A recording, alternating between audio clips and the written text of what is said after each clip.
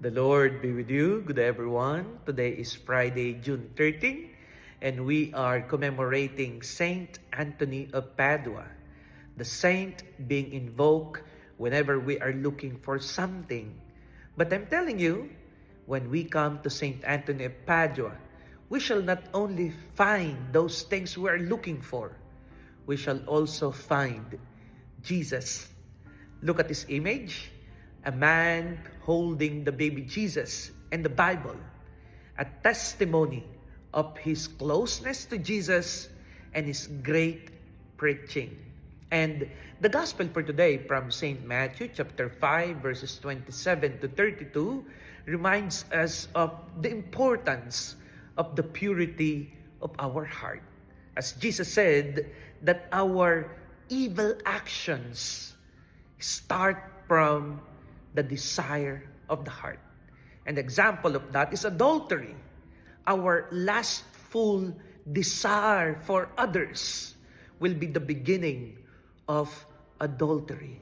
And we cannot deny that all our evil desires are planted in our heart, and we decided and desired that it happen to others inside our hearts, and we will put that into action. That is why take good care of our hearts. Take good care of the desires that are being formed in our heart. Without us knowing it, we will already be slaves of our passions, evil passions that will separate us from the Lord and will tempt us or lead us to commit sins towards our brothers and sisters.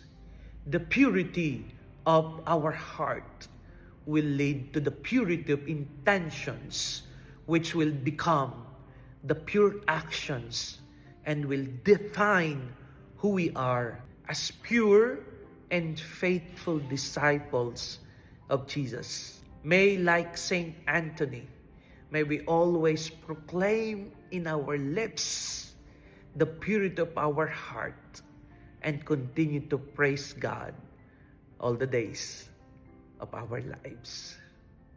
God bless.